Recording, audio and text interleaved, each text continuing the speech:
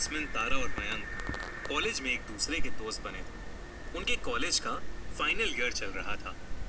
इसके बाद वो सभी अपनी अपनी जॉब्स में बिजी होने वाले थे, इसलिए वो आखिरी बार एक साथ न्यू ईयर सेलिब्रेट करना चाहते थे।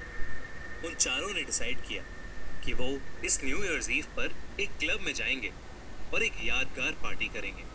लेकिन उन्हें नहीं पता था कि वो पार्टी उन्हें एक ऐसी भयानक याद दे जाएगी जो वो भुलाए नहीं भूल पाएंगे।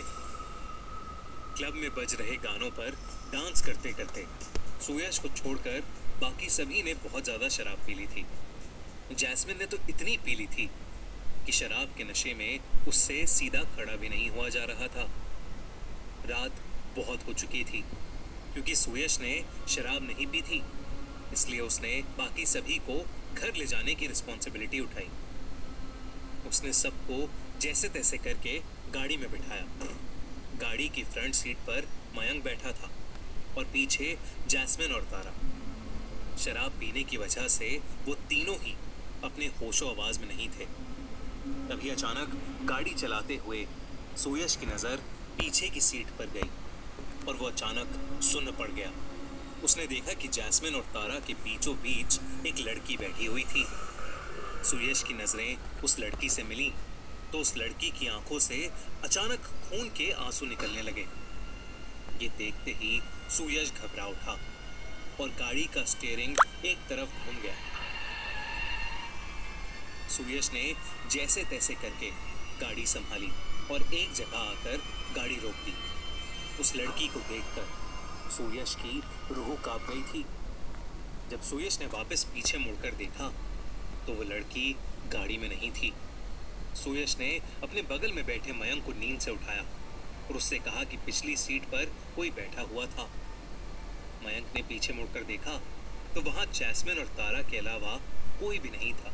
मयंक ने सुयश का मजाक उड़ाते हुए कहा, भाई दारू मैंने पी है और नशा तुझे चढ़ रहा है। ऐसा बोलकर मयंक सुयश पर हंसने लगा, क्योंकि वो लड़की अब सचमुच गाड़ी में नहीं थी।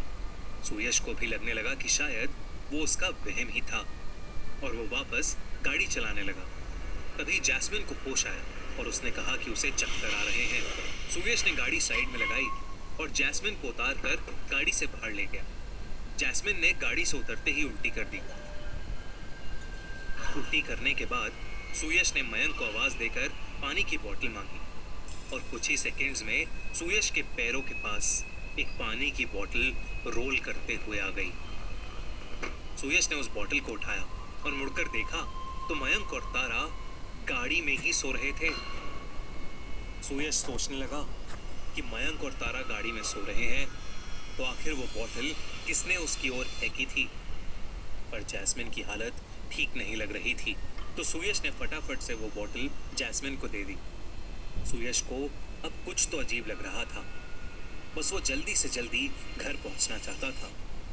जैस्मिन को गाड़ी में बिठाकर सुयश फिर से गाड़ी चलाने लगा, लेकिन कुछ दूर चलते ही अचानक से सुयश ने गाड़ी के ब्रेक मारे। सुयश को लगा कि उसकी गाड़ी के सामने वही लड़की आ गई है जो पहले सुयश को बैक सीट पर दिखी थी। लेकिन जब उसने गाड़ी रोकी तो वो लड़की क्या, दूर दूर तक उनके पास कोई नहीं था। सुयश को कुछ समझ नहीं आ रहा था। मुंबई में रहने वाली 19 साल की जानवी कि उसके साथ क्या हो रहा है। उसने वापस से गाड़ी स्टार्ट की और चुपचाप आगे चलता रहा। कुछ ही देर में वो लड़की एक बार फिर से अचानक ही सुयश की गाड़ी के सामने आ गई, लेकिन इस बार सुयश ने गाड़ी नहीं रोकी और तेजी से उस लड़की की तरफ गाड़ी चलाने लगा।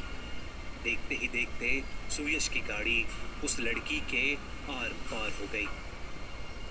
अब सुयश को यकीन हो गया था कि वो लड़की कोई आत्मा है जो उसे बार बार दिख रही है।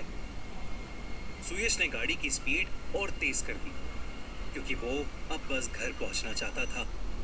तभी बैक सीट पर बेहोश पड़ी तारा एकदम से सीधी होकर बैठ गई। वो बिना कुछ बोले बस सुयश को घूरने लगी।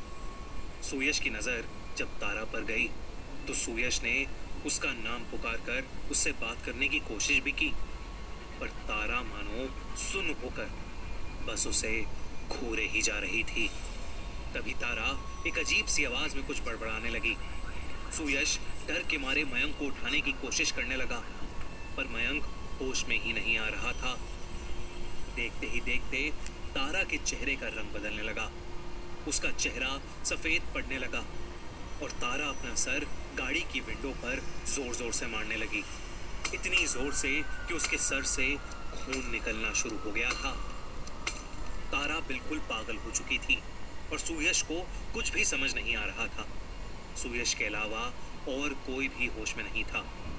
सुयश ने पुलिस को फोन मिलाया और इससे पहले कि वो पुलिस से बात कर पाता, पीछे से उसकी गर्दन पर दो हाथ आए और उसका गला दबाने लगे।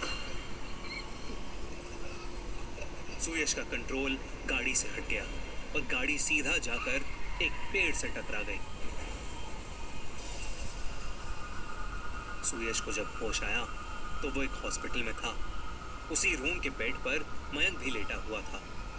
पुलिस जब सुयश से पूछताछ करने आई तो उसे पता चला कि गाड़ी में बैठे सभी लोगों की जान बच गई थी, बस कुछ गहरी चोटें आई थी। सुयश ने पुलिस को सब कुछ बिल्कुल सच्चाई के साथ बताया। तभी वहां खड़े एक पुलिस ऑफिसर ने बताया, ऐसी ही एक लड़की के बारे में और भी केसेस आ चुके हैं। ऐसा माना जाता है कि उसी रोड पर न्यू ईयर ईव के दिन एक लड़की को एक गाड़ी ने टक्कर मार दी थी। गाड़ी चलाने वाले ने पी रखी थी और वो उस लड़की को वहीं रोड पर पड़ा छोड़ गया। उस लड़की की उसी रात मौत हो गई और अब शायद उसी की आत्मा वहां भटकती है और उस रोड से गाड़ी चला रहे लोगों को हॉन्ट करती है। लेकिन सुयश के अलावा किसी को भी उस रात के बारे में ऐसा कुछ याद नहीं। सुयश को आज भी उस रात से जुड़े भयानक सपने आते हैं। उस रात के कई महीनों बाद तक भी सुयश ने रात में गाड़ी ही नहीं चलाई।